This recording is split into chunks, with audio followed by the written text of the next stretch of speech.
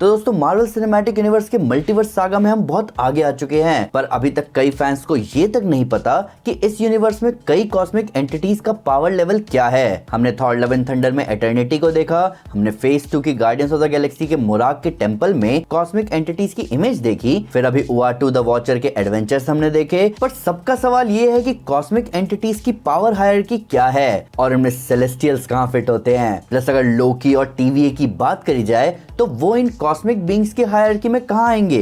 तो आप समझ ही गए होंगे कि आज के वीडियो का टॉपिक है कॉस्मिक बीइंग्स की पावर हायरार्की। ये वीडियो कॉस्मिक बीइंग्स की पावर और स्टेटस के बेसिस पर बनाई गई है। ये वीडियो देखने के बाद आप क्लियरली समझ जाओगे कि कॉस्मिक एंटिटीज का क्या रोल है और कॉस्मिक लेवल पर किसकी कितनी चलती है, ये सब क्लियर हो जाएगा। और ये डिस्कशन तो अब और ज्यादा रिलेवेंट हो जाता है क्योंकि हमें गैलेक्टस जल्दी ही दिखने वाला है। तो बिना किसी देरी के चलिए शुरू करते हैं। तो अब इन कॉस्मिक एंटिटीज की ओरिजिन कॉमिक्स से है, पर आज की वीडियो पूरी तरह MCU पर फोकस्ड है। अब इन एंटिटीज की ओरिजिन के कई सारे किस्से हैं और कई बार इनके हायरार्की कॉमिक्स में चेंज करे गए हैं। कई बार ऐसा भी हुआ है कि स्टोरी के हिसाब से एंटिटीज को ज्यादा इंपॉर्टेंस दी जाती है दूसरे एंटिटीज के मुकाबले। तो कुछ भी एग्जैक्टली पिन पॉइंट कर पाना थोड़ा मुश्किल होता है, पर इस काम की जिम्मेदारी हमने ली और इस काम को आपके लिए आसान बना दिया।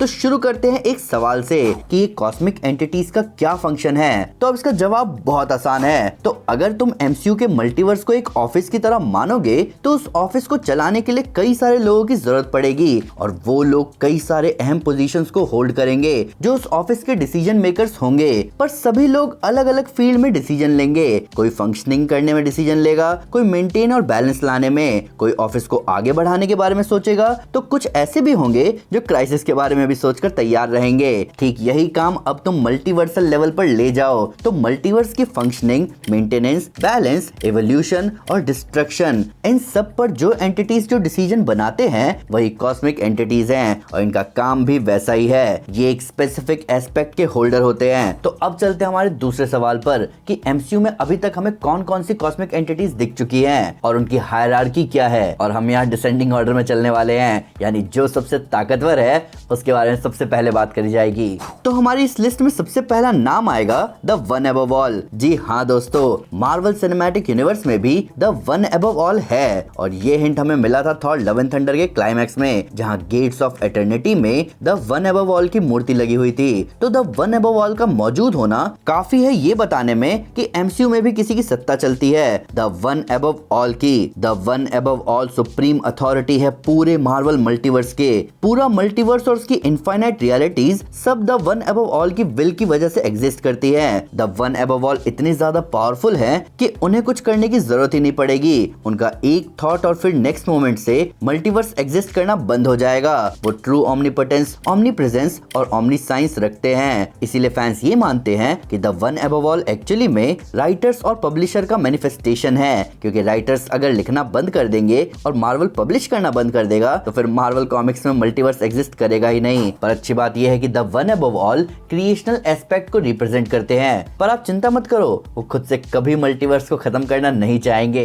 अब द वन अबव ऑल के बाद मार्वल सिनेमैटिक मल्टीवर्स में अगर कोई दूसरा सबसे पावरफुल बीइंग आएगा तो वो है द लिविंग ट्राइब्यूनल। अब इस एंटिटी का हिंट हमें मल्टीवर्स ऑफ मैडनेस मूवी में दिख गया था।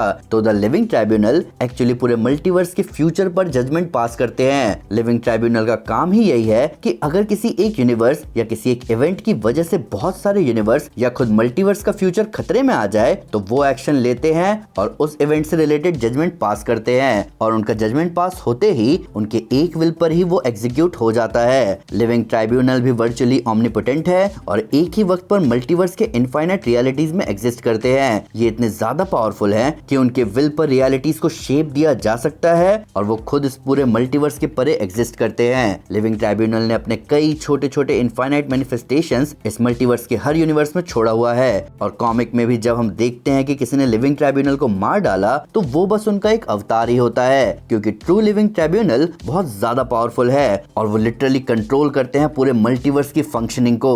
अब लिविंग ट्राइब्यूनल के बाद MCU में जो सबसे पावरफुल कॉस्मिक एंटिटी है वो एक नहीं बल्कि 3 हैं जो ऑलमोस्ट सेम लेवल पर स्टेटस होल्ड करते हैं और वो है डेथ, इन्फिनिटी और एटर्निटी। अब ये तीनों एंटिटी सिबलिंग्स हैं। वैसे तो इनका कोई जेंडर नहीं होता, पर कॉमिक्स में हमेशा से एटर्निटी को मेल और डेथ और इन्फिनिटी को फीमेल की तरह दिखाया गया है। तो सबसे पहले आते आते हैं एटर्निटी पर। एटर्निटी बेसिकली पूरा का पूरा मार्वल मल्टीवर्स है। जी हाँ दोस्तों, पूरे मार्वल में जो कुछ भी एग्जिस्ट करता था, करता है और आगे भी करेगा, सब के सब एटर्निटी के अंदर है। तो तुम ऐसा कह सकते हो कि पूरा मार्वल ही एटर्निटी है। पर इन सब के अलावा एटर्निटी का एक स्पेसिफिक एस्पेक्ट भी है, वो पूरे मल्टीवर्स के टाइम का मैनिफेस्टेशन है, जिस वजह से एटर्निटी ऑमनीपोटेंट, ऑमनीप्रेजेंट और ऑमनीसिएंट बन जाता है। और हर यूनिवर्स में एटर्निटी का एक अवतार एग्जिस्ट करता है, पर जो ट्रू एटर्निटी है वो हर एक कंसेप्ट और स्टोरी से बियॉन्ड एग्जिस्ट करता है। वहीं अगर हम इन्फिनिटी की बात करें तो एटर्निटी की ये बहन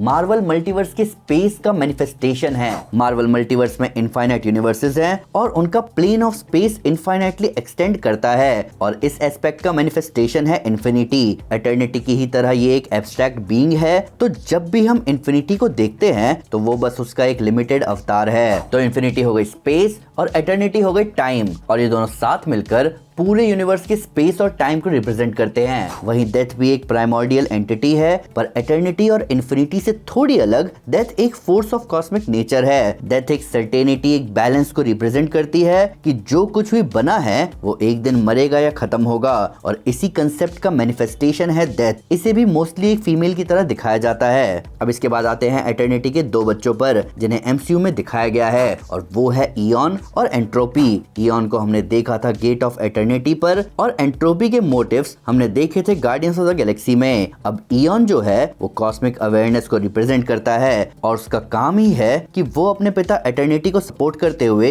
पूरे मल्टीवर्स में लाइफ और एग्जिस्टेंस में हेल्प करे, और इसीलिए इयॉन ने ही क्वेज़ार्स को बनाया था और उन्हें कॉस्मिक बैंड्स दिए थे। वहीं एंट्रोपी ठीक इसका उल्टा है। Entropy big bang, big freeze और बिग क्रंच को रिप्रेजेंट करता है, और वो यूनिवर्सेस के एंड को रिप्रेजेंट करता है, और इसी वजह से एंट्रोपी की अपने पिता से ही बिल्कुल नहीं बनती। अब बात करते हैं सेलेस्टियल्स, गैलेक्टस और वॉचर्स की हायरार्की में जगह के बारे में। सेलेस्टियल्स जो पूरे मल्टीवर्स के इंजीनियर्स कहलाते हैं, उन्होंने ही सब कुछ बनाया, सारे यूनिवर्सेस, गैलेक्सीज, प्लैनेट्स और इवन फोर्सेस ऑफ नेचर जैसे ग्रेविटेशन। इन्होंने ही मल्टीवर्स में ऑर्डर एस्टैब्लिश किया, इसीलिए उन्हें केयरटेकर ऑफ सेलेस्टियल ऑर्डर कहा जाता है। मार्वल मल्टीवर्स में सेलेस्टियल्स बहुत पुरानी एंटिटीज में से एक है, जो कि गैलेक्टस से भी पुराने हैं। और ये बात और इंटरेस्टिंग हो जाती है जब हमें पता चलता है कि सेलेस्टियल्स ने दी आइवरी किंग्स यानी बियॉन्डर्स को भी बनाया था, और ये बात हमें पता चली थी 2022 के डिफेंडर्स बियॉन्ड कॉमिक सीरीज से। स्टेटस वाइज हायरार्की में सेलेस्टियल्स गैलेक्टस से ऊपर हैं, लेकिन पावर के मामले में पिक्चर थोड़ी बदल जाती है। गैलेक्टस की स्ट्रेंथ इतनी ज्यादा है कॉमिक्स में कि वो एक साथ 4 सेलेस्टियल्स को हरा चुका है। इसी वजह से स्टेटस वाइज सेलेस्टियल्स ऊपर हैं, पर पावर के मामले में गैलेक्टस उनसे ज्यादा फॉर्मिडेबल है। वॉचर्स की बात करें तो इन दोनों के सामने उनकी हैसियत काफी छोटी लगती है, लेकिन उनका रोल ऑब्जर्वेशनल और सपोर्टिव है। तो अपडेटेड हायरार्की कुछ इस तरह बनती है। सबसे ऊपर आते हैं द वन अबव ऑल, फिर आते हैं द लिविंग ट्राइब्यूनल, जिसके बाद एटर्निटी, इन्फिनिटी और डेथ, फिर सेलेस्टियल्स, फिर गैलेक्टस, फिर इयॉन और एंट्रोपी, और सबसे लास्ट में वॉचर्स। अब यहीं पर एक और इंटरेस्टिंग एंगल आता है, टीवीए और लोकी का कॉस्मिक हायरार्की में क्या रोल है। लोकी सीरीज में हमने देखा कि टीवीए पूरे मल्टीवर्स टाइम फ्लो को मॉनिटर और मेंटेन करते हैं। टाइम में होने वाली गड़बड़ियों को ठीक करना उनका प्राइमरी काम है, जो कॉस्मिक ऑर्डर के लिए एसेंशियल है। इस हिसाब से टीवीए सेलेस्टियल के grand plan of cosmic order का एक बहुत जरूरी हिस्सा है। और फिर आता है लोकी, जो अभी के लिए मल्टीवर्स के टाइम स्ट्रीम का एंकर पॉइंट बना हुआ है। उसने अभी सब कुछ सॉल्व तो नहीं किया है, लेकिन टेम्पररी कॉस्मिक ऑर्डर को होल्ड करके रखा है। लोकी की वजह से मल्टीवर्सल गड़बड़ी अभी के लिए टल गई है, पर टीवीए और लोकी इस ग्रैंड स्केल हायरार्की में एग्जैक्टली कहां फिट होते हैं, इस बात को हम कवर करेंगे इस वीडियो के सेकंड पार्ट में। अब आपका क्या कहना है? अभी फ्यूचर में मार्वल सिनेमैटिक यूनिवर्स में दिखने वाले कॉस्मिक बीइंग्स को लेकर आपके क्या थॉट्स हैं? आपके हिसाब से मार्वल आने वाले प्रोजेक्ट्स में किसे प्रीडोमिनेंटली दिखाएगा, और लोकी और वॉचर्स का आगे फ्यूचर में क्या रोल हो सकता है? कमेंट्स में अपने थॉट शेयर करें और इस डिस्कशन को आगे बढ़ाते चलें। वीडियो अच्छी लगी हो तो लाइक करें, और बहुत अच्छी लगी हो तो चैनल को सब्सक्राइब करना ना भूलें। Thank you guys, this is Aman Sinha and you are super super. Piece.